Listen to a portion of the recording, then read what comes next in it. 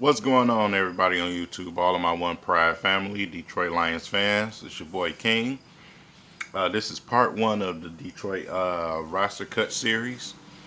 I will be doing videos following the moves that they make behind these cuts because a lot of teams also cut players. And Bob Quinn made it known that he's not done. So, with that being said, first and foremost, the Lions made two cuts that a lot of people seem to be going crazy about. I think it's I mean, I could understand why people are going crazy with one of the cuts, which is the cut to quarterback at Jake Ruddock. With the Lions, they probably are going to try to get him to the practice squad, but there still is a slight chance that somebody may pick him up. That's the whole situation. Um, Hoping that nobody picks this guy up, or that a team cuts a quarterback that the Lions feel that can do a better job. Um, with that being said, um, Jace Billingsley also was cut. That was the move that I kind of said, okay, what are you doing? Um, Jay Lee was also cut. Quinshaw Davis. But Billingsley to me showed enough. He showed slight return abilities, but also some pretty sure hands and the ability to make plays after the run. Um, you cannot get that out of some of the guys that you got on the roster. So cutting him and trying to see if he can make it to the practice squad, that may not be a good move because somebody might have been just watching this young guy. Um, it's a risky business.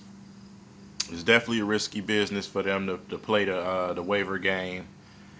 But it is what it is. Some of the players that made the roster were a surprise to people like Hyder. Hyder was not a surprise to me to make the roster because Karan Reed has been here long enough, and Gabe Wright is he's just not going to give you what you expected him to. So Hyder making the squad is not such a surprise to me like it is with other people. Um, he was just straight up nasty in preseason game 4.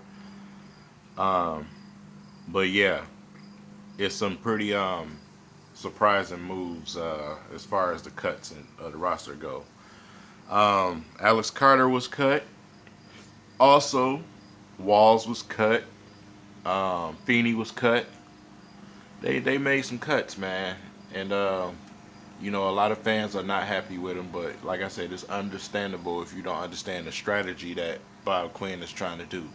My only problem with the Ruddock cut is Dan Orlovsky still being there. I mean, you could have cut him too, because Dan Orlovsky as a backup, which is Caldwell's guy. One of the reasons why I got a problem with Caldwell.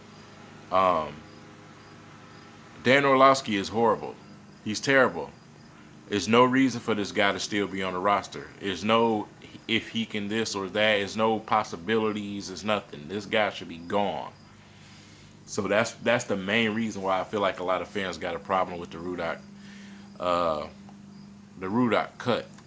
Even though he's a 6th rounder, and no one's saying that he's going to have a Hall of Fame career, or no one's saying that he's just some savior. But even though he's a 6th round draft pick, Dan Orlovsky is no better. He can't give you anything. So why go this route? I don't know. Maybe they got something else up under their sleeve.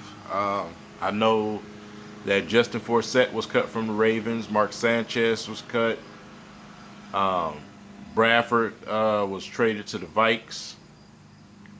It's it's some moves going on out there, man, and it's a lot of unexpected cuts. Sitting from the Green Bay Packers, Pro Bowler offensive lineman was cut as well since they failed to trade him. So it's like I said, it's a lot of maneuvering still left to be done.